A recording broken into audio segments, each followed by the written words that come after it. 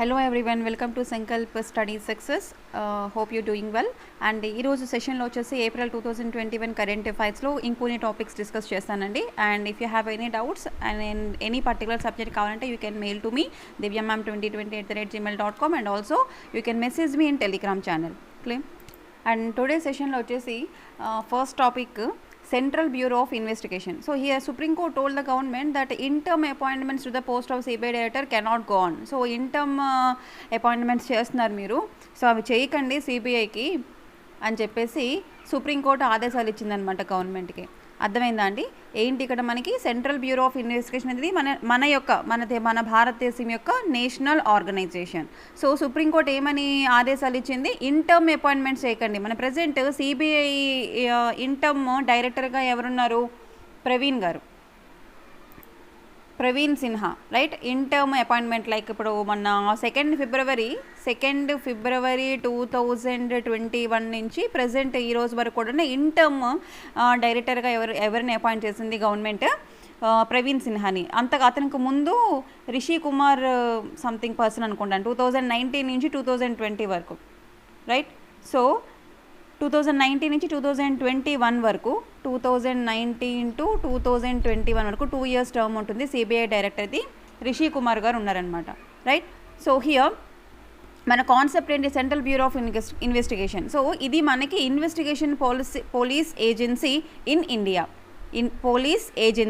Investigating police agency in India. So అందరికీ తెలుసు. మామూలుగా మీరు మూవీస్లో చూసినప్పుడు ఏదైనా ఒక మ్యాటర్ పోలీసుల ద్వారా అవ్వకపోతే, లేదా ఏదైనా ఒక మ్యాటర్ డైరెక్ట్గా గవర్నమెంట్ అప్పచెప్పితే సిబిఐ ఇన్వాల్వ్ అవుతుంది ఆ పర్టికులర్ క్రైమ్ని ఇన్వెస్టిగేషన్ చేయడానికి.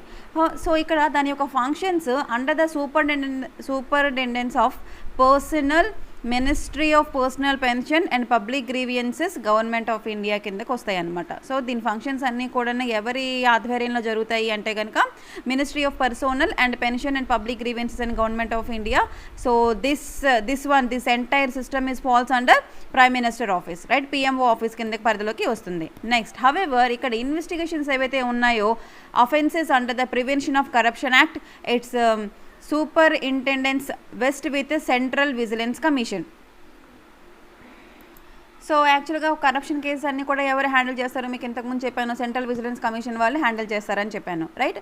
అండ్ నెక్స్ట్ ఇక్కడ 1 సెకండ్ అండి. సో మన ప్రపంచం మొత్తంలోనే మనం చెప్పుకోవచ్చు సిబిఐ అనేది ఒక అత్యుత్తమైన బెస్ట్ ఇన్వెస్టిగేషన్ ఏజెన్సీ అని చెప్పుకోవచ్చు, రైట్? సో ఏ కేసెస్ని సిబిఐ వాళ్ళు, సెంట్రల్ బ్యూరో ఆఫ్ ఇన్వెస్టిగేషన్ వాళ్ళు హ్యాండిల్ చేస్తారండి? Anti corruption crimes, anti corruption క్రైమ్స్ని, ఎకనామిక్ క్రైమ్స్ని, స్పెషల్ క్రైమ్స్ని, సూమోటో కేసెస్ని, అండ్ ఏవైనా సమ్ సెంట్రల్ గవర్నమెంట్ పర్టికులర్ కేసుని మీరు ఇది హ్యాండిల్ చేయండి అని చెప్తే ఆ పర్టికులర్ కేసుని ఏంటంటే హ్యాండిల్ చేస్తుంది CBI. So anti corruption crimes for investigation of cases under the prevention of corruption act against the public officials and the employees of central government, public sector undertakings, corporations or bodies owned or controlled by the government of India. So anti corruption crimes ఎవరి మీద? ఎవరైతే public servants ఉన్నారో, లేకపోతే government companies ఉంటాయి కదా, వాటిలో పనిచేస్తున్నటువంటి authorities మీద ఏమైనా కరప్షన్ కేసెస్ ఫైల్ అయితే వాళ్ళ మీద ఇన్వెస్టిగేషన్ చేస్తుంది అనమాట సిబిఐ. అండ్ ఎకనామిక్ క్రైమ్స్ ఏంటి? For investigation of major financial scams ఏమైనా జరిగితే, ఎకనామిక్ క్రైమ్స్ అంటే పెద్ద పెద్ద స్కామ్లు జరుగుతుంటాయి, అవి మనం ప్రత్యేకంగా చెప్పక్కర్లేదు, భారతదేశంలోని ఎప్పటికప్పుడు జరిగేవి, రైట్? మేజర్ ఫినాన్షియల్ స్కామ్స్ అవి జరుగుతుంటాయి. అండ్ సీరియస్ ఎకనామిక్ ఫ్రాడ్స్ కూడా జరుగుతూ ఉంటాయి, including crimes related to the fake Indian currency notes. Okay, so దొంగ నోట్లు ముద్రించడం జరుగుతుంది కదా, సో ఫేక్ ఇండియన్ కరెన్సీ నోట్స్కి సంబంధించిన క్రైమ్స్ కానీ, బ్యాంకులో ఏమైనా ఫ్రాడ్స్ జరిగితే అవి కానీ, లేకపోతే సైబర్ క్రైమ్ కానీ, లేకపోతే బ్యాంకులో ఫ్రాడ్స్ చెప్పాను ఆడి, ఇంపోర్ట్ ఎక్స్పోర్ట్లో ఏమైనా అవకతవకలు ఉంటే, వైలేషన్స్ వస్తే, వీటన్నిటి మీద కూడా ఇన్వెస్టిగేషన్ చేస్తుందండి. అంటే ఆ కేసెస్ అన్నీ కూడా హ్యాండిల్ చేస్తుంది CBI. So anti corruption cases on central government employees and public sector undertakings and economic క్రైమ్స్ని హ్యాండిల్ చేస్తుంది అండ్ స్పెషల్ క్రైమ్స్ని కూడా హ్యాండిల్ చేస్తుంది. ఏంటి ఆ స్పెషల్ క్రైమ్స్ అంటే కనుక ఏమైనా some investigations of serious and organised crime under the Indian penal code and other loss on the request of the state government are on the orders of the supreme court and high court. So in case supreme court కానీ high court కానీ ఏదైనా ఒక special crime, ఒక organised crime అనమాట, కావాలని పకడ్బందీగా చేసిన crime ఏదైనా ఉంటుందన్నమాట, ఆ క్రైమ్స్ని కూడాను ఇన్ కేస్ పోలీసులు వాళ్ళ ద్వారా కాకపోతే అలాంటి టైంలో కూడాను మనకి సిబిఐకి కేసు అనేది ఇవ్వడం జరుగుతుంది. అది సుప్రీంకోర్టు హైకోర్టు చెప్తారనమాట, కేసు సిబిఐకి హ్యాండ్ ఓవర్ చేయండి అని. అవేంటివి సచ్ యాజ్ టెర్రరిజం కానీ, బాంబ్ బ్లాస్టింగ్ కేసెస్ కానీ, కిడ్నాపింగ్ ఫర్ ర్యాన్సమ్ కానీ, right, terrorism cases, bomb blastings and also kidnapping cases, ఇవన్నీ కూడాను స్పెషల్ క్రైమ్స్ కిందకి వస్తాయి అన్నమాట. వాటిని కూడా సిబిఐ హ్యాండిల్ చేస్తుంది. అండ్ ఆల్సో యూనియన్ టెరిటరీస్లోని సూమోటో కేసెస్ అంటారు. సూమోటో కేసెస్ అంటే so CBI can suo motu take up investigation of offences only in the union territories, right. And next one, central government can authorize the CBI to investigate a crime in state but only with the consent of the concern state government. And ఒక particular state తీసుకోండి, for example Andhra Pradesh గవర్నమెంట్లో ఏదో something crime జరిగింది. So particular Andhra Pradesh గవర్నమెంట్ని consider చేసుకొని, consult చేసి, AP గవర్నమెంట్ని consult చేసి సెంట్రల్ గవర్నమెంట్ ఆ కేసుని సిబిఐకి అప్పచెప్తుందనమాట. Central government can authorize the CBI to investigate a crime in a state, okay. But ఇక్కడ ఏంటి, ఓన్లీ అన్న, ఎక్కడైనా సరే ఓన్లీ అన్న వర్డ్ వచ్చినప్పుడు ఖచ్చితంగా ఎక్కువ స్ట్రెస్ చేసి చదవండి, ఓకేనా. ఎందుకు అంటే కనుక that is very important. So ఇక్కడ స్టేట్ గవర్నమెంట్ కన్సెంట్ తీసుకొని ఏదైనా ఒక పర్టికులర్ స్టేట్కి సంబంధించిన క్రైమ్ని ఇన్వెస్టిగేట్ చేయమని చెప్పేసి సెంట్రల్ గవర్నమెంట్ అనేది సిబిఐకి ఆదేశాలను ఇస్తుంది అనమాట. సో ఈ విధంగా సిబిఐ అనేది రకరకాల క్రైమ్స్ని హ్యాండిల్ చేస్తుంది. So it is a very most powerful and intelligent police agency in our India and also throughout the world. But ఇక్కడ హైకోర్టు సుప్రీంకోర్టు కూడా చెప్పొచ్చు అని మీకు చెప్పాను. High court supreme court however can order the CBI to investigate a crime anywhere in the country without consent of the state. So ఆ స్టేట్ని high court supreme court అడగాల్సిన అవసరం అయితే లేదు, ఓకేనా. సెంట్రల్ గవర్నమెంట్ అయితే అడగాలండి, బట్ సుప్రీంకోర్టు హైకోర్టు డైరెక్ట్గా సిబిఐకి కేసుని హ్యాండ్ ఓవర్ చేయొచ్చు without consent of the court. And next one, director of the CBI. So CBI Director of CBI as a Inspector General of the Police అంటారు, okay. So Delhi special police establishment is responsible for the administration of the organization. So CBI organization యొక్క responsibility ఎవరిది అంటే Delhi police, DSPE అంటారు, okay. DSPE, Delhi special police establishment. So till 2014 వరకు కూడాను CBI director was appointed on the basis of this police establishment, okay, 1946. But ఈ Delhi special police establishment act అనేది supreme court revise చేసింది. So was revised on supreme courts recommendations in the Vineet Narayan case. A committee that had members from central vigilance commission, secretaries ఎంతమంది, ఒక committee అనేది ఒకటి ఏర్పాటైంది. A committee that had a members from central vigilance commission and secretaries from home ministry and ministry of personnel and public grievances would send the recommendations to the central government for the appointment of the CBI director. So అప్పటిదాకా 2014 దాకా CBI director యొక్క appointment అనేది through basis of Delhi special police establishment ద్వారా జరిగేది. But తర్వాత ఒక committee, ఆ committee members ఎవరెవరు ఉన్నారు, సెంట్రల్ విజిలెన్స్ కమిషన్ మెంబర్స్ ఉన్నారు, సెక్రటరీస్ ఉన్నారు, హోమ్ మినిస్ట్రీ సెక్రటరీస్ ఉన్నారు and also ministry of personnel and public grievances, వీళ్ళందరూ కలిసి కొన్ని రికమెండేషన్స్ని సెంట్రల్ గవర్నమెంట్ పంపించారు. దేనికోసం, సిబిఐ డైరెక్టర్ అపాయింట్మెంట్ కోసం. So Lokpal 2014 the Lokpal act provided A committee for appointment of the CBI director. So ఈ కమిటీలో ఎవరెవరు ఉంటారు, మీకు ఇంతకు ముందు చెప్పాను, ఇంతకు ముందు సెషన్లోని లోక్పాల్, లోకాయుక్త వచ్చింది. Lokpal at central, Lokayukta at state level, right. So Lokpal act ప్రకారము ఒక కమిటీ అనేది ఏర్పాటైంది. ఆ కమిటీ సిబిఐ డైరెక్టర్ యొక్క అపాయింట్మెంట్ కోసం రికమెండేషన్స్ పాస్ చేసింది. నౌ ఇక్కడ ఆ కమిటీలో ఎవరెవరు ఉంటారంటే headed of the prime minister, that this particular committee head by the prime minister and other members ever ఉంటారు, leader of the opposition and leader of the single largest opposition party or and chief justice of India or supreme court judge అయినా ఉంటారు, ఓకేనా. ఈ కమిటీలో CBI డైరెక్టర్ని appoint చేసిన కమిటీలో obviously prime minister గారు ఉంటారు, okay. And second person next opposition party leader ఉంటారు, లార్జెస్ట్ అపోజిషన్ పార్టీ ఏదైతే ఉందో ఆ పార్టీ యొక్క లీడర్ ఉంటారు, ఓకే.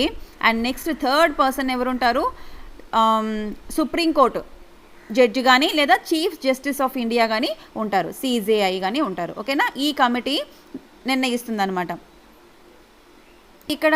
సో ఇక్కడ ఏంటంటే యాక్చువల్గా ఈ డిఓపిటి ఉంది కదా,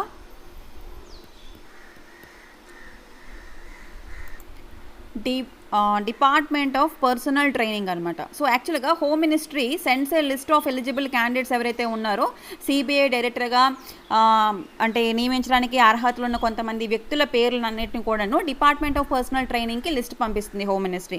దెన్ డిఓపిటి ఏం చేస్తుందంటే department of personal training prepares the final list on the basis of seniority and integrity and experience మీద బేస్ చేసుకొని ఫైనల్ లిస్ట్ని తయారు చేస్తుంది in the investigation of the anti corruption cases and sets in to the committee. ఓకేనా, so ఈ committee డైరెక్ట్గా నిర్ణయం తీసుకోదండి. ఈ కమిటీకి మనకి లిస్ట్ ఎక్కడి నుంచి వస్తుంది, హోమ్ మినిస్ట్రీ దగ్గర నుంచి ఫస్ట్ డిఓపిటీకి వెళ్తుంది. డిఓపిటీ వాళ్ళు స్క్రూటనైజ్ చేస్తారు ఫైనల్ లిస్ట్ని, అంటే బేస్డ్ ఆన్ దేర్ వాళ్ళు ఇంతకు ముందు కేసెస్ హ్యాండిల్ చేసిన విధానము, వాళ్ళ యొక్క సీనియారిటీ కానీ వాళ్ళ యొక్క ఇంటిగ్రిటీ అంటే ఎంతవరకు బద్ధతగా ఉన్నారో దాని మీద, అండ్ వాళ్ళ ఎక్స్పీరియన్స్ బట్టి మొత్తం ఒక లిస్ట్ని ఫైనల్ చేసేసి ఆ ఫైనల్ లిస్ట్ అనేది డిఓపిటీ ఈ కమిటీకి ఇవ్వడం జరుగుతుంది అనమాట. Then director of CBI has been provided security of how many years? 2 years tenure by the Central Vigilance Commission Act 2003. Clear andi? So this is about right CBI. So ఇక్కడ main concept ఏంటంటే supreme court చెప్పింది interim డైరెక్టర్స్ని appoint చేయడం కాదు, డైరెక్ట్గా డైరెక్టర్ని appoint చేయండి అని చెప్పేసి. So present interim director Praveen Sinha గారు ఉన్నారనమాట. ఓకేనా, ఫిబ్రవరి నుంచి టిల్ డేట్ వరకు ప్రవీణ్ సిన్హా గారే ఉన్నారు. That is the important thing. And వాళ్ళ యొక్క టెన్యూర్ వచ్చేసి 2 years మాత్రమే ఉంటుంది, 2 years మాత్రమే ఉంటుంది. And next concept is so INS Virat. So INS Virat ఏంటంటే here INS stands for Indian navy ship. Okay, Indian navy ship Virat. So మనకి వీ హ్యావ్ విరాట్, విక్రాంత్, విక్రమాదిత్య, ఈ పేర్లు విన్నారా మీరు? ఇండియన్ నేవీ షిప్స్ అండి. సో ఇవి ఏమైనా యుద్ధాలు జరిగినప్పుడు చేసినప్పుడు they plays a very crucial role. So INS Virat, the Navy decommissioned aircraft carrier, has become the private property of ship breaker who has already turned down 40% of its body, chiefly for scrap, and the Supreme Court told to private company that wants to turn the vessel into the Maritime Museum cum Adventure Center. So ikkada enti concept ante, the main context here, so దాని యొక్క కాల పరిమితి అయిపోయిందండి, ship యొక్క కాల పరిమితి అయిపోయింది వెంటనే దాన్ని డీకమిషన్ చేసేస్తారు. సో యాక్చువల్గా decommission already 40% was done by some private property. Okay, so supreme court ఏమని చెప్పిందంటే ఓకే ఆ ప్రైవేట్ కంపెనీకి ఏమని చెప్పింది, just wants to turn the vessel into maritime మ్యూజియంలో మీరు అది పెట్టండి కమ్ అడ్వెంచర్ సెంటర్లోని అని చెప్పేసి సుప్రీంకోర్టు ఆదేశాలు ఇచ్చింది. ఓకే, ఐఎన్ఎస్ విరాట్, ఇక్కడ ఐఎన్ఎస్ విరాట్ యొక్క కాల పరిమితి అనేది అయిపోయింది. సో అది ఎప్పుడు కమిషన్ అయింది, డీకమిషన్ ఇప్పుడు చేస్తున్నారు అంటే ఓకేనా అనేది చూసుకుందాం. సో ఇక్కడ on February 10th the court had ordered stay on the process of dismantling the ship. So Virat dismantling చేయకుండా కోర్ట్ అనేది స్టే విధించింది, రైట్? ఎప్పుడు February 10th. But the carrier was bought by the Gujarat based Shriram group, a ship breaking firm. Okay, so ఇది private company అనుకోండి, ఎందుకంటే private company చేతిలోకి ఇచ్చారు already షిప్ని. సో 40% ఆల్రెడీ బ్రేక్ అయిపోయింది, right? So Gujarat based Shriram groups A ship breaking firm in a bid, right? బిడ్డింగ్లో వాళ్ళకి వచ్చింది. The carrier was here was bought by the Gujarat based one. So here next one చూడండి, ఇక్కడ INS Virat ఎప్పుడు commission అయిందంటే 1959. The ship was completed and commission 1959 as the royal navy's HMS Hermes and decommissioned in 1984 and it was sold to the India in 1987. Okay, now INS Virat was commissioned in to the Indian navy in 1987 నుంచి ఉంది. INS Virat యొక్క కాలపరిమితి ఎంత? 1987 to till 2016 దాకా.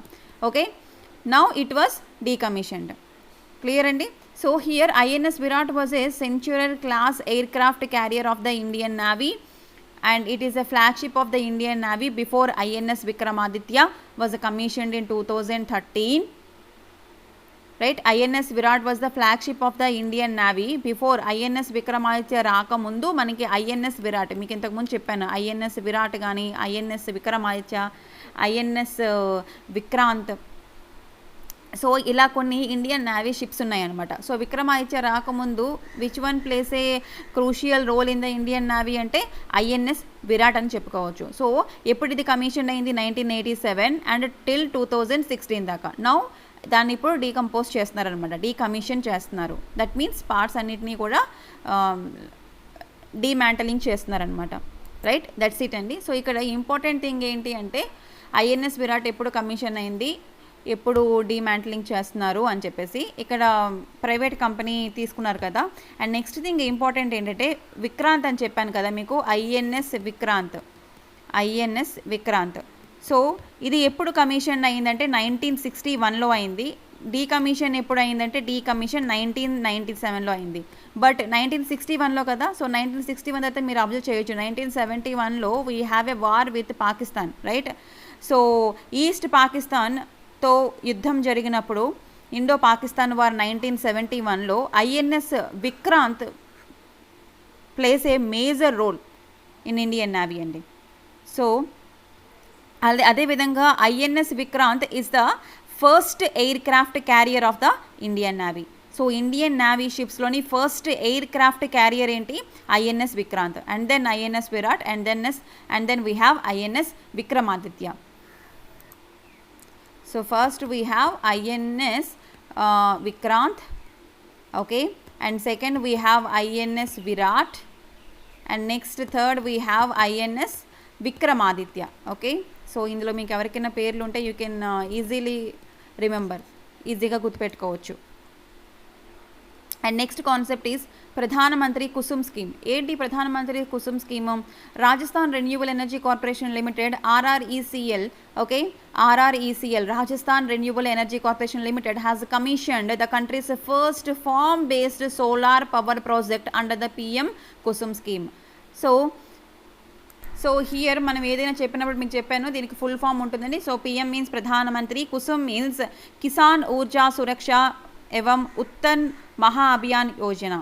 Okay, so Kisan అంటే ఎవరు, రైతు, right. Kisan Urja Suraksha ఎవం Utthan మహా Abhiyan Yojana, that is Kusum. Okay, so నేను డైరెక్ట్గా PM కుసుమ్ అని అనేస్తాను, ఒక దగ్గర రాసుకోండి, కిసాన్ ఊర్జా సురక్ష ఉత్తన్ మహా అభియాన్ యోజన. అండ్ నెక్స్ట్ ఏంటంటే కనుక ఒక ఫార్మర్ యొక్క ఇన్కమ్ని ఇంక్రీజ్ చేయడం కోసం అండ్ ఇరిగేషన్కి అవసరమైన సోర్సెస్ని ఇవ్వడం కోసం తీసుకొచ్చినటువంటి స్కీమ్ ఇది. అండర్స్టాండ్?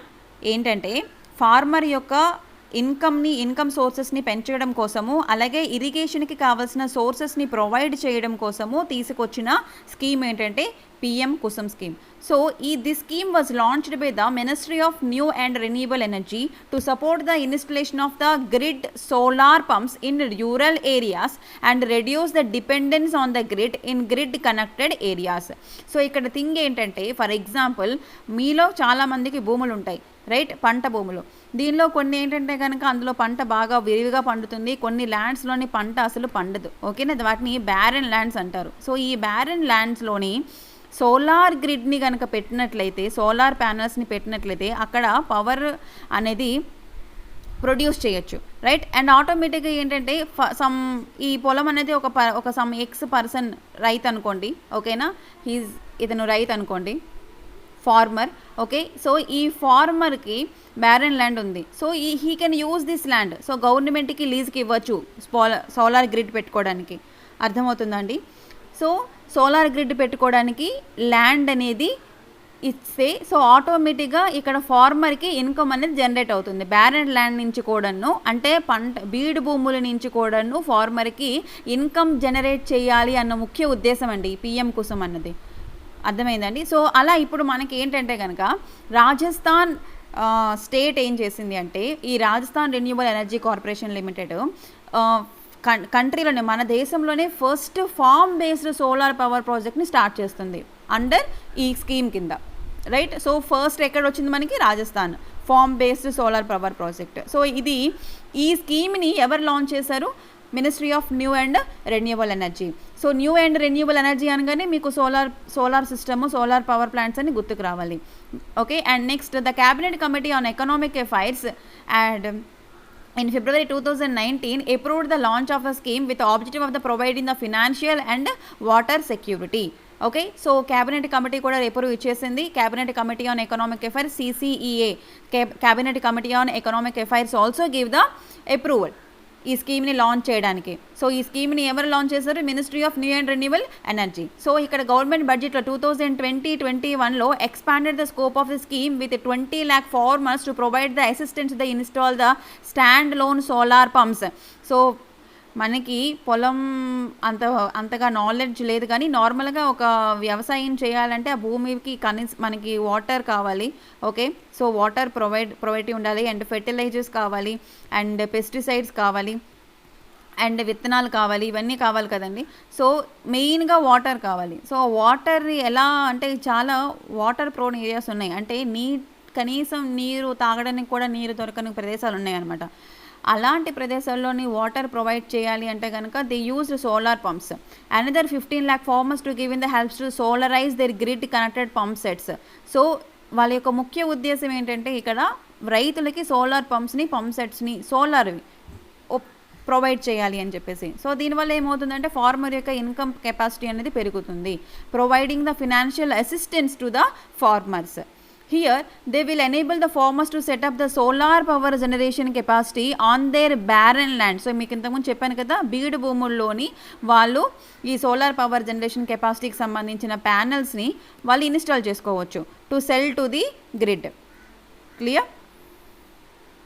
సో ఇందులో మనకి 3 కాంపోనెంట్స్ ఉంటాయి. Components of the PM Kusum. So ఇక్కడ consisting of 3 components and aims to add the solar capacity of 30.8 gigawatts by 2022.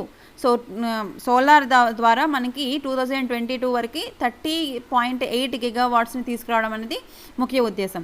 And component ఏలో మనకి ఎన్ని megawatts? 10,000 megawatts of decentralised ground mounted.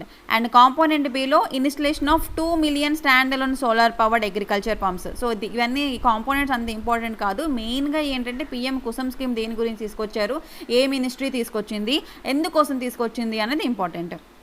So component సిలో మనకి solarization of 1.5 million grid connected solar powered agriculture ఉంటుంది. So PM Kusum ఈ ప్రాజెక్ట్ని తీసుకొచ్చింది ministry of new and renewal energy. Farmers యొక్క ఇన్కమ్ని పెంచడం కోసము, అలాగే ఫార్మర్స్కి ఇరిగేషన్కి సంబంధించినటువంటి సోలార్ సెట్స్, సోలార్ పంప్స్ని అండ్ పవర్ గ్రిడ్ని, వాటర్ని అన్నిటిని కూడా ప్రొవైడ్ చేయడం కోసం ఈ స్కీమ్ని తీసుకొచ్చింది. సో మన దేశంలో ఫస్ట్ రాజస్థాన్లో ఫామ్కి సంబంధించిన సోలార్ స్కీమ్ని స్టార్ట్ చేశారు, రాజస్థాన్ స్టేట్లోని. Remember that point. Farm based solar పవర్ని అక్కడ స్టార్ట్ చేశారు. అండ్ నెక్స్ట్ కాన్సెప్ట్ ఈ central vigilance commission. Central vigilance commission వచ్చేసి ఏంటంటే హియర్ ఎవ్రీ 3 yearsకి కూడాను ఇప్పటి నుంచి సెంట్రల్ విజిలెన్స్ కమిషన్ ఆఫీసర్స్ని ట్రాన్స్ఫర్ చేయాలి.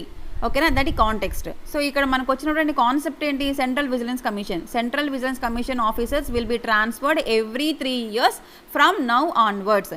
సో సివిసి వచ్చింది కదండి. So let us discuss about central vigilance commission. So ఏంటి సెంట్రల్ విజిలెన్స్ కమిషన్, దేనికోసం తీసుకొచ్చారు అంటే, so central vigilance commission is the apex vigilance institution free of control from any executive authority and monitoring all vigilance activities under the central government. So central government ఆధ్వర్యంలోని so vigilance యాక్టివిటీని అన్నిటి కూడాను monitoring చేస్తూ ఉంటుందన్నమాట. And advising the various authorities in central government organisations in planning and executing, reviewing, reforming their vigilance work. So vigilance అంటే తెలుగులో కరెక్ట్గా ఏమంటారంటే వాచింగ్ అనమాట. అంటే తెలుగులో కరెక్ట్గా చెప్పాలి అంటే చూడడం అనుకోండి. ఓకేనా. సెంట్రల్ విజిలెన్స్ కమిషన్ ఏం చేస్తుందంటే, తెలుగులో కరెక్ట్ వర్డ్ నాకు గుర్తు రావడం లేదు. సో ఇక్కడ సెంట్రల్ గవర్నమెంట్ ఆధ్వర్యంలోని సర్టెన్ ఆర్గనైజేషన్స్కి ఇన్ ప్లానింగ్ అండ్ ఎగ్జిక్యూటింగ్ చేస్తారు, అండ్ రివ్యూ చేస్తారు, అండ్ రిఫార్మ్ చేస్తారు దేర్ విజిలెన్స్ వర్క్ గురించి. సో మామూలుగా ఎవరికైనా చెప్పినప్పుడు అతని మీద ఒక కన్నేసి ఉండరా అని అంటారు కదా, అతన్ని పరీక్షిస్తూ ఉండండి, చూస్తూ ఉండండి, అబ్జర్వ్ చేస్తూ ఉండండి అంటాము. లైక్ దిస్ అనమాట. సో ఇక్కడ సెంట్రల్ విజిలెన్స్ కమిషన్ ఏంటంటే it was set up by the government in February 1964లో సెటప్ చేశారు on the recommendations of the which committee, prevention of corruption act, headed by the Shri Santhanam committee. ఓకేనా. So Santhanam committee మేరకు recommendations మేరకు మన government ఏంటంటే 1964లోని central vigilance కమిషన్ని ఏర్పాటు చేసింది. ఓకే, తర్వాత 2003లో మనకి ఏమైందంటే 2003లోని సివిసి యాక్ట్ తీసుకొచ్చారు, central vigilance commission act conferring the statutory status ఇవ్వడం జరిగింది. అంటే చట్టబద్ధంగా సివిసిని తీసుకురావడం అనేది జరిగిందనమాట. అంటే ఏంటి ఇక్కడ, it is not a constitutional body, it is a statutory body. ఓకేనా, రాజ్యాంగబద్ధమైన సంస్థ కాదండి, చట్టబద్ధమైన సంస్థ మాత్రమే. ఓకేనా, and also it is an independent body. ఓకేనా, ఎవరి కింద, ఏ మినిస్ట్రీ కింద, దేని కింద పనిచేయదు. CVC is an independent body.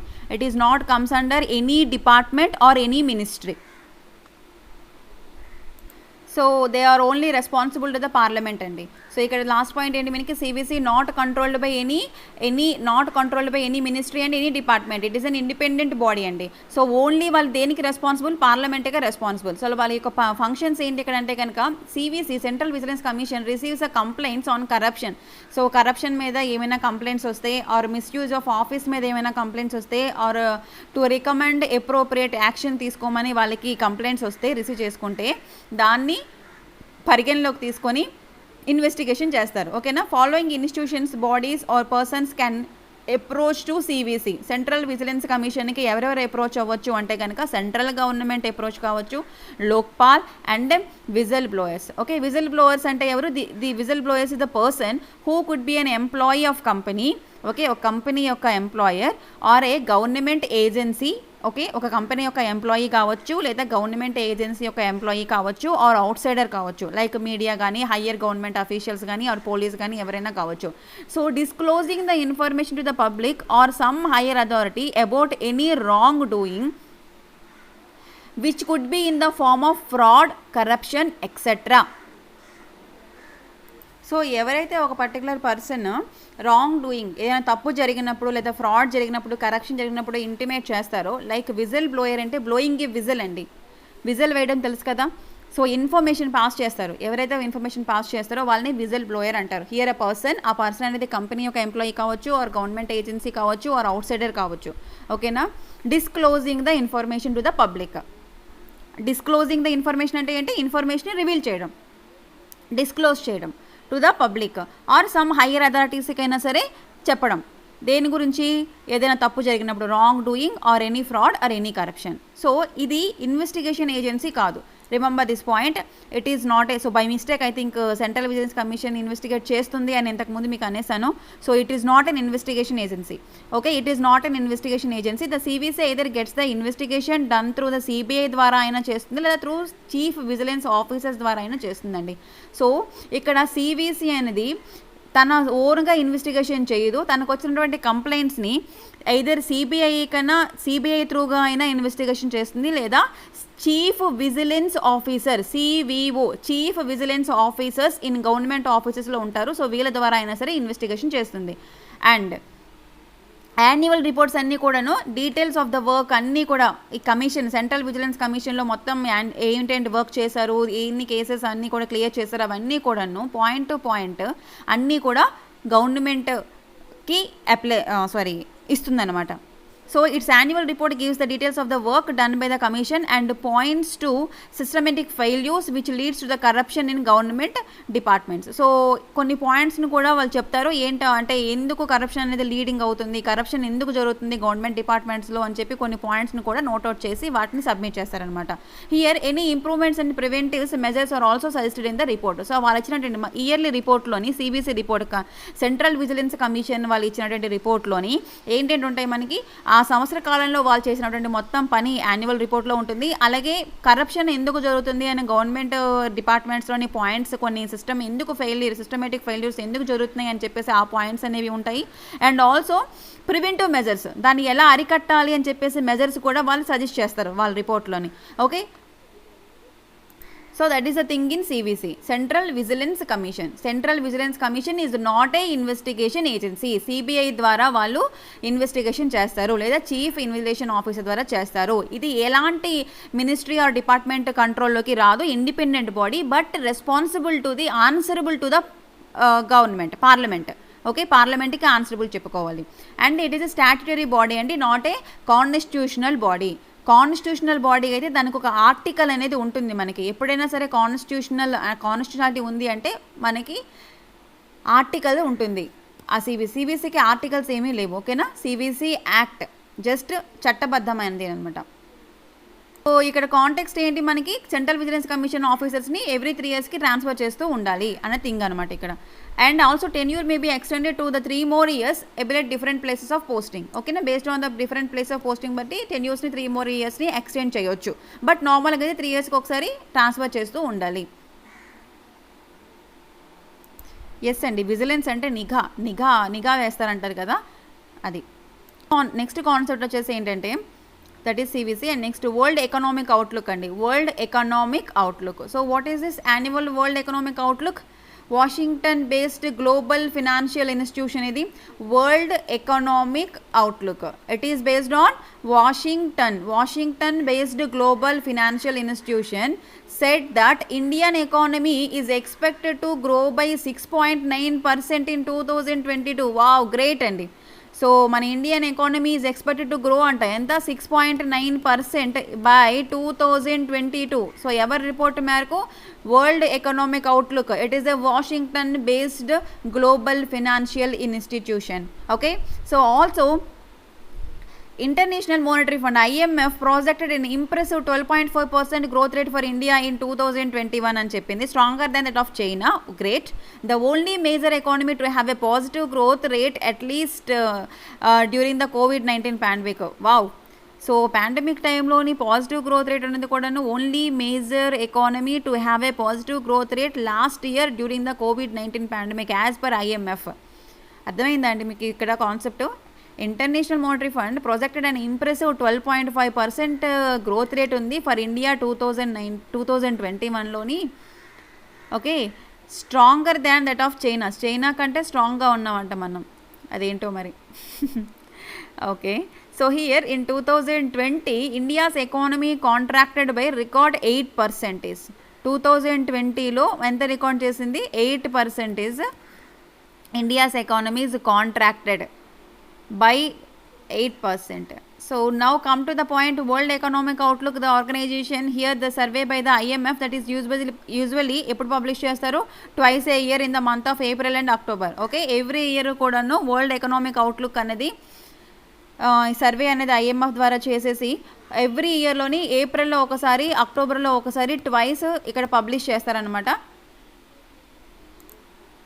Okay. ఇక్కడ next it response growing demand for the more frequent forecasting updates, not necessary, not important here. So ఏప్రిల్లో అక్టోబర్లో ఇస్తారు, జస్ట్ వరల్డ్ ఎకనామిక్ అవుట్లుక్ ప్రకారం మనకి కొంత పర్సెంటేజ్ ఇండియన్ ఎకానమీ గ్రోత్ అవుతుంది అని చెప్తున్నారు, ఓకేనా. And next one IMF also releases, international monetary fund also releases global financial stability report, ఓకేనా. దిస్ రిపోర్ట్ని కూడా రిలీజ్ చేస్తుంది అని చెప్తున్నారు, ఓకేనా. This one is very important, okay. Make a note. Global Financial Stability Report was released by okay, WTO, IMF,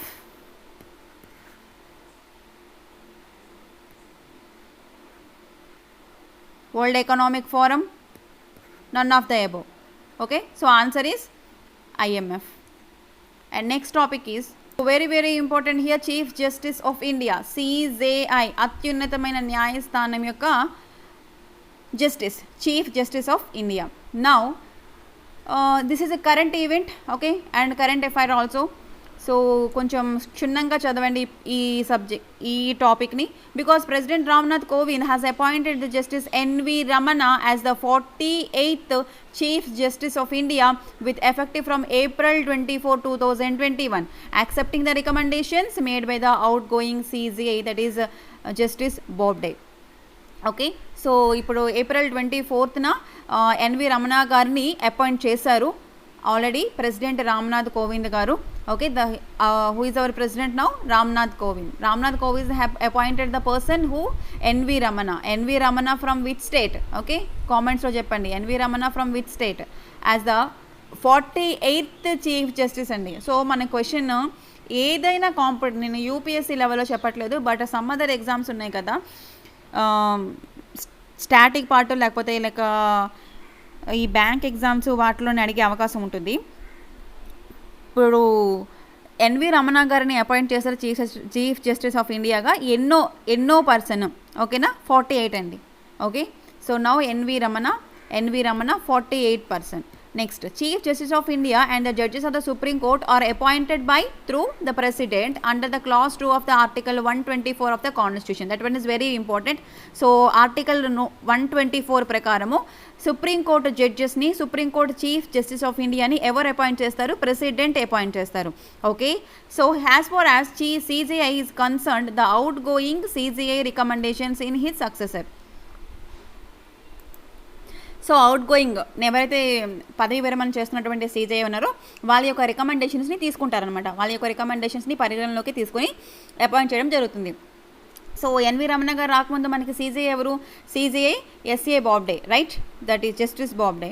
so accepting his recommendations and the union law minister forward the recommendations to the prime minister who in the turn advise the president.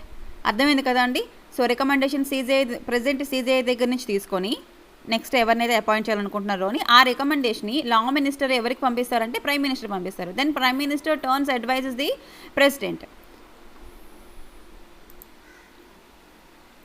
So ఇక్కడ మనకి second judge cases ఉందన్నమాట supreme court in the second judge కేసెస్లో ఏం చెప్పిందంటే 1993లోని rule that ఎవరైతే CJI like senior most judge of the supreme court should alone be appoint to the office of the CJI.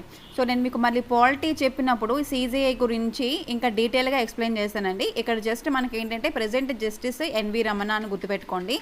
So second judges కేసులోని మనకి ఏం చెప్పారు అంటే సీనియర్ మోస్ట్ జడ్జ్ అయితే ఎవరైతే ఉంటారో సుప్రీంకోర్టులోని ఓకే వాళ్ళని CJIగా అపాయింట్ చేయాలి అని చెప్పేసి సెకండ్ జడ్జెస్ కేసులోని సుప్రీంకోర్టే రూల్ అవుట్ ఇచ్చింది. ఓకే, బట్ రీసెంట్ సినారియోలోని మనకి కరెంట్ అఫైర్స్లోనే వచ్చిందండి.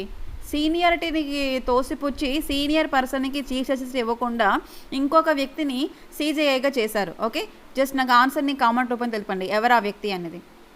ద సుప్రీం కోర్టు కొలీజియం, మీకు తెలుసు కదా కొలీజియం అనేది is headed by the chief justice of India. ఓకేనా, collegium is headed by the CJI. So appointment of the judges and transfer of the judges ఈ collegium నుంచి జరుగుతుంది. Is this collegium is an act అండి. So parliament తీసుకొచ్చినటువంటి యాక్టా? It is not by an act. It is not by an act of a parliament or by provisions of the constitution. So కాన్స్టిట్యూషన్లో కానీ and parliament act ద్వారా కానీ collegium అనేది existence కాలేదు. So it is cold war between the government and judiciary అండి. So ఎప్పటి నుంచో జరుగుతూ ఉంది. ANZAC national judiciary appointment committee and this government ఇద్దరి మధ్యలోనే కూడాను కోల్డ్ వార్ జరుగుతూనే ఉంది అపాయింట్మెంట్ ఆఫ్ జడ్జెస్ విషయంలోని, రైట్? సో సుప్రీంకోర్టు ఈ కోర్ట్స్ అన్ని కొలీజియంని సపోర్ట్ చేస్తున్నాయి. బట్ గవర్నమెంట్ అనేది త్రూ సమ్ వేరే మెథడ్ని ఫాలో అవుదాము జడ్జెస్ అపాయింట్మెంట్లో అని చెప్పేసి గవర్నమెంట్ అంటున్నారు. సో అది నేను మీకు ఎక్స్ప్లెయిన్ చేస్తాను నెక్స్ట్ క్లాస్లోని ఏంటి ఆ కాన్ఫ్లిక్ట్ అనేది. అండ్ హియర్ ఎందుకంటే మనకి కరెంట్ అఫైర్స్ డైవర్ట్ అయిపోతుంది.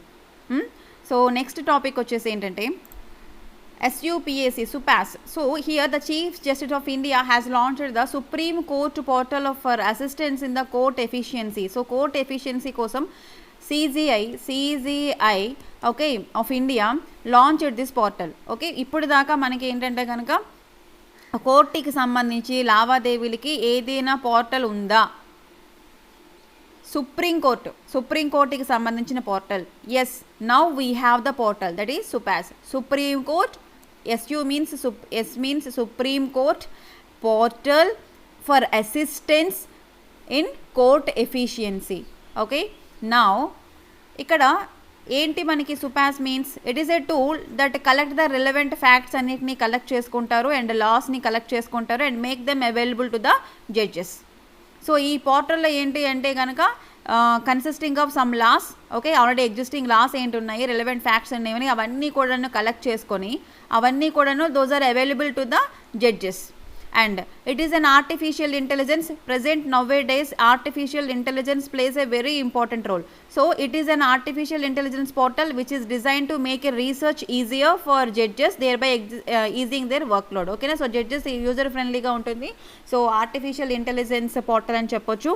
It is not designed to take the decisions andi. So judges తన ఓన్గా డెసిషన్స్ తీసుకోవడం కోసం డిజైన్ చేసింది కాదు, only to process the facts and to make them the available to the judges looking for an input for decision. ఓకేనా, ఏదైనా ఒక particular decision తీసుకునేటప్పుడు అంటే లైక్ ఏదైనా ఒక కేసు మీద జడ్జిమెంట్ ఇచ్చే ముందు వాళ్ళు చాలా బుక్స్ని, ప్రీవియస్ ఉన్న చాలా జడ్జిమెంట్స్ని, చాలా లాస్ని చదువుతారనమాట. అవన్నీ ఈ పోర్టల్లో మీకు ప్రొవైడ్ చేస్తామా అంటున్నారు, అంతేగాని మీరు ఏ డెసిషన్ చెప్పాలో అది ప్రొవైడ్ చేయము. It does not design to take the decisions but input for the decision. Okay, జడ్జెస్కి డెసిషన్ తీసుకోవడానికి ఇన్పుట్స్ని మేము మీకు దీని ద్వారా అందిస్తాము అని చెప్తున్నారు అనమాట. And it is a perfect blend of human intelligence and machine learning and hybrid system which works better with human intelligence. Clear అండి?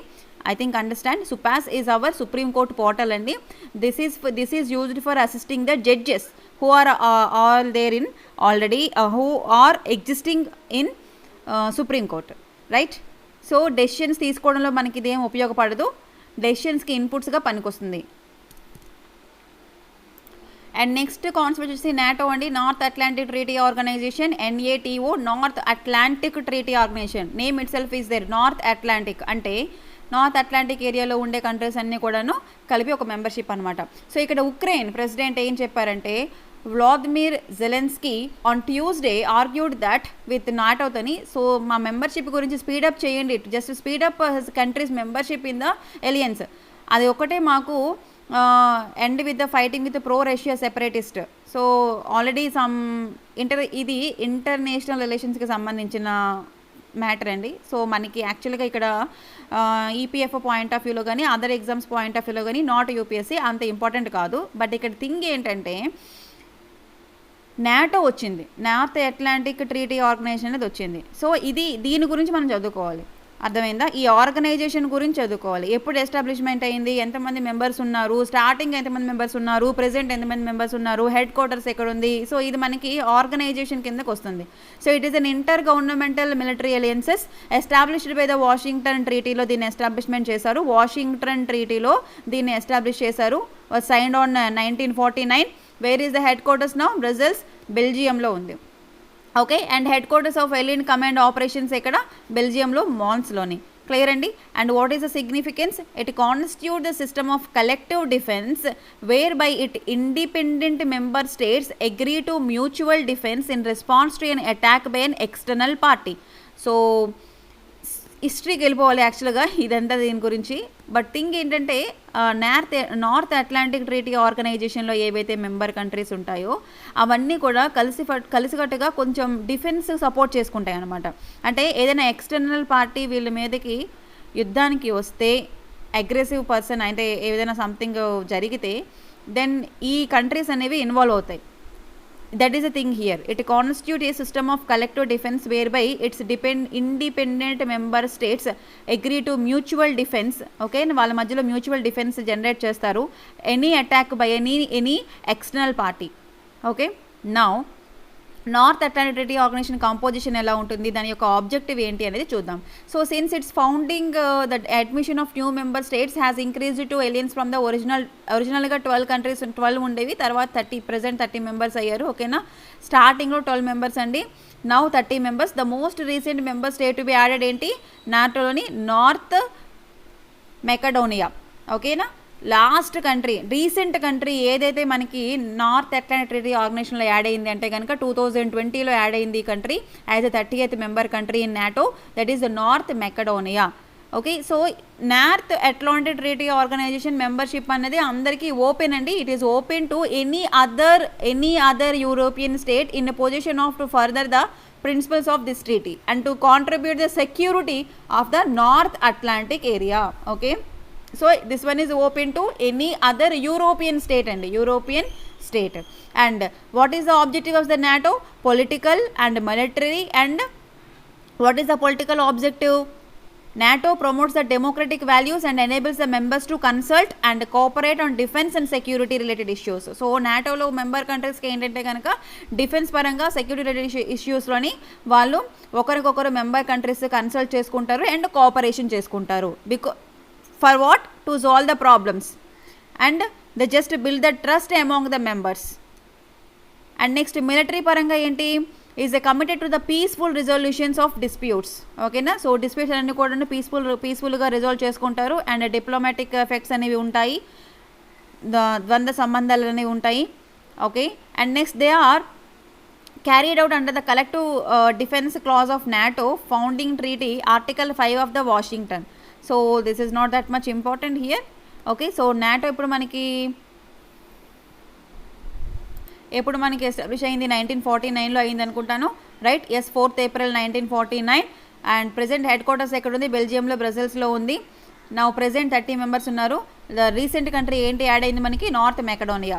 That is the important thing. It's enough. And tell me, కామెంట్స్లో చెప్పండి, North Atlantic Treaty ఆర్గనైజేషన్లో India is మెంబరా కాదా? Simple and logic question. Okay.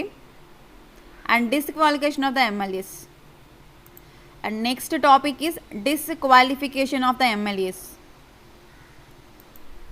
So గోవాలో ఏం జరిగిందంటే, కొంతమంది ఎమ్మెల్యేస్ 10 పార్టీ ఎమ్మెల్యేస్ ఏంటంటే కాంగ్రెస్ పార్టీ ఎమ్మెల్యేస్ వేరే అదర్ ఆపోజిషన్ పార్టీలోకి జాయిన్ అయిపోయారు. సో వాళ్ళని డిస్క్వాలిఫై చేయండి అని చెప్పేసి పిటిషన్ తీసుకొచ్చారు. So Goa assembly speaker has agreed to pass the orders on a Congress leaders petition seeking disqualification of 10 party MLAs who had joined the opposition in 2019. So 2019లో తన party నుంచి వేరే పార్టీలోకి జాయిన్ అయిపోయారు ఒక 10 మంది ఎమ్మెల్యేలు. ఓకేనా. సో వీళ్ళని డిస్క్వాలిఫై చేయండి అని చెప్పేసి పిటిషన్ తీసుకొచ్చారు. Now what is the constitutional provisions we have for the disqualification of the MLAs member of legislative assemblies? Under the constitution, a person shall be disqualified for being a student and for being a member of the legislative assembly or legislative council of the state. So constitution ప్రకారము ఒక member అంటే MLA కానీ ఎమ్మెల్సీని కానీ disqualify చేయొచ్చు. అది ఎప్పుడెప్పుడు అంటే ఆ పర్టికులర్ పర్సన్ ఎమ్మెల్యే కానీ ఎమ్మెల్సీ కానీ holds any office of profit other than this MLA MLC కాకుండా ఏదైనా అదర్ ఆఫీస్ ఆఫ్ ప్రాఫిట్ని హోల్డ్ చేసినట్లయితే under the union or state government except that of ministry. So ఎలాగో ఎమ్మెల్యేకి ఏదో ఒక మినిస్ట్రీ ఇస్తారు, అది కూడా ఒక రకంగా ఆఫీసే, బట్ ఎక్సెప్ట్ మినిస్ట్రీ కాకుండా ఇంకా ఏదైనా గవర్నమెంట్కి సంబంధించిన యూనియన్ గవర్నమెంట్కి కానీ స్టేట్ గవర్నమెంట్కి సంబంధించినటువంటి ఫ్యాక్టరీస్లో దేనిలోనైనా చైర్మన్గా కానీ డైరెక్టర్గా కానీ చీఫ్ పర్సన్గా కానీ ఉండకూడదు. అలా ఉంటే అంటే వేరే జీతం కూడా వస్తున్నట్లు, అలా ఉండకూడదు. అలా ఉన్న ఎడల he or she can be disqualified as per constitutional provision. And unsound mind ఉండకూడదు. Here if he so unsound mind and stand so declared by the court. So court ఒకవేళ కనుక ఇతను ప్రవర్తన బాగోలేదు, అన్సౌండ్ మైండ్తో ఉన్నాడు అని చెప్తే కనుక then they can be disqualified. And undischarged insolvent and is not a citizen of India citizenship పోయిన ఎడల అంటే ఫర్ ఎగ్జాంపుల్ ఏదైనా ఒక సిచ్యువేషన్స్లోని వేరే దేశం యొక్క సిటిజన్షిప్ని ఫారెన్ స్టేట్ యొక్క సిటిజన్షిప్ని ఎక్వైర్ చేసుకుంటే వాలంటరీగా తనకు తానే వేరే దేశం యొక్క సిటిజన్షిప్ని తీసుకుంటే then he is not a member of India, right? He or she ఇక్కడ so not a member of India. Now they can be disqualified as a MLA or MLC. That is the point here. If he is so disqualified under any law made by the parliament and పార్లమెంట్లో వచ్చినటువంటి loss ద్వారా disqualify అయిన ఎడలు కూడా డిస్క్వాలిఫైడే. So ఆ parliament laws ఏంటి? What is the parliamentary provisions for the disqualification of the MLAs? ఇదంతా కూడా కాన్స్టిట్యూషన్ ప్రొవిజన్స్ అండి. సో ఒక ఎమ్మెల్యే కానీ ఎమ్మెల్సీ కానీ డిస్క్వాలిఫై అవ్వాలి అంటే constitution provisions also there and parliament provisions also there. Constitutional ప్రొవిజన్స్లోని లాస్ట్ పాయింట్ ఏంటి అంటే కనుక పార్లమెంట్ జారీ చేసినటువంటి ప్రొవిజన్స్ ద్వారా కూడా ఎమ్మెల్యేని డిస్క్వాలిఫై చేయొచ్చు. So what is the parliament provisions అండి? The parliament has prescribed a number of additional disqualifications in the representation of the people act 1951.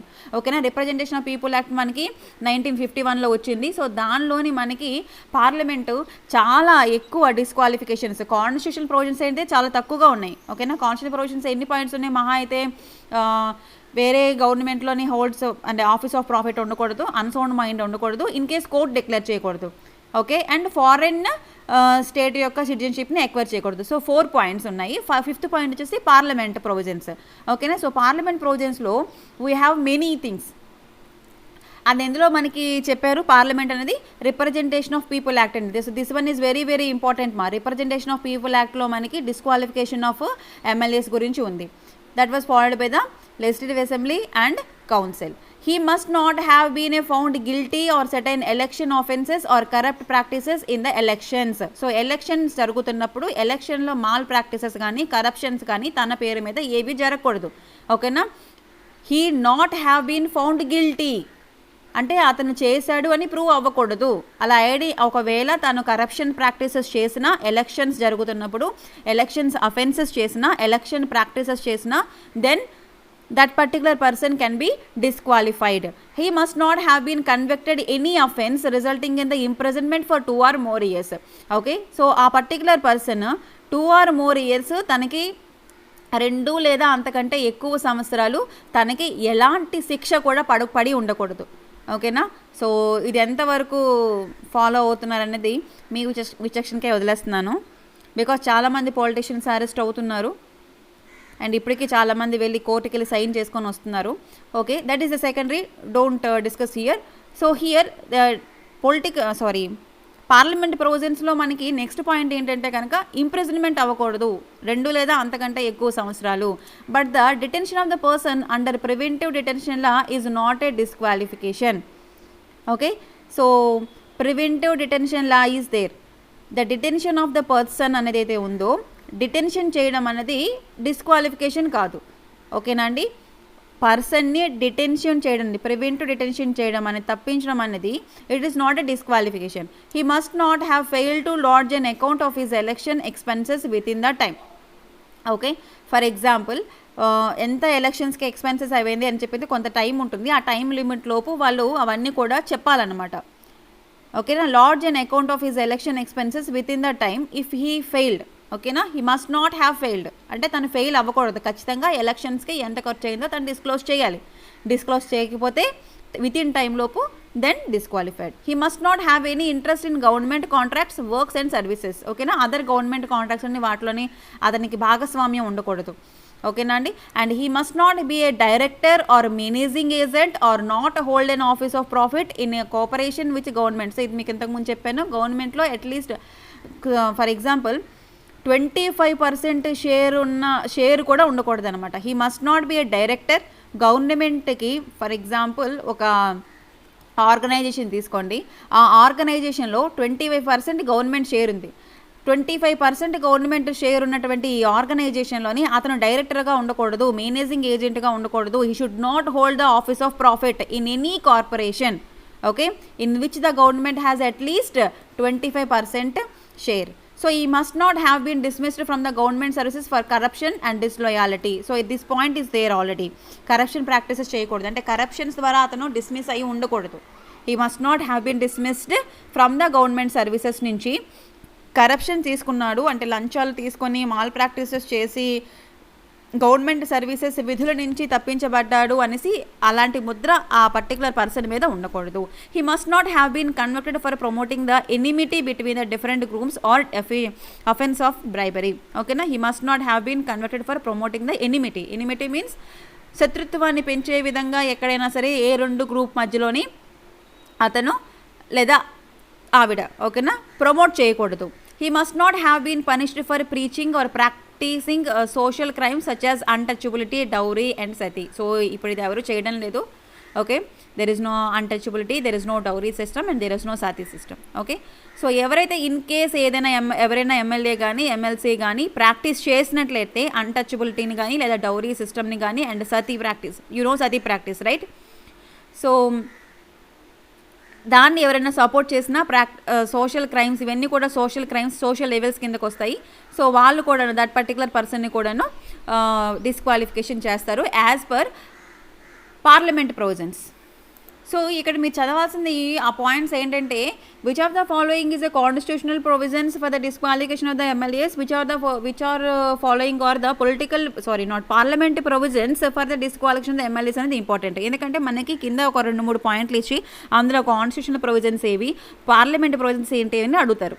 1 2 3 2 3 1 1 2 3 4 ఇలా క్వశ్చన్స్ అడుగుతారనమాట. ఓకే, సో కాన్స్టిట్యూషన్ ప్రొవిజన్స్లో మనకి ఓన్లీ 4 పాయింట్స్ ఉన్నాయి, బట్ పార్లమెంటరీ ప్రొవిజన్స్లో చాలా points ఉన్నాయి. ఓకేనా, 1-2 సార్లు చదవండి ఆ పాయింట్స్. ఎక్కడ మళ్ళీ గవర్నెన్స్ డెసిషన్ అనేది ఫైనల్ అండి. On the question whether the member has become a subject to any about disqualifications అన్నది ఎవరి డెసిషన్ ఫైనల్, గవర్నరా ప్రెసిడెంటా? Governor's decision is final on the question whether a member has become subject to any about disco. Parliament ప్రొవిజన్స్లోని వచ్చిన person ఖచ్చితంగా, అంటే parliament ప్రొవిజన్స్లో ఏదైనా ఒకటి అయితే కనుక so he can be disqualified కాదా అని చెప్పేసి ఎవరు చెప్తారు? Governor's decision. ఓకేనా? Here governor should obtain the opinion of the election commission opinion తీసుకోవాలి and act accordingly. But the final decision ఎవరిది? గవర్నర్ది. సో మీకు ఇంతకుముందు డిఫెక్షన్ వచ్చింది, anti defection law we have disqualifications are the grounds of defection.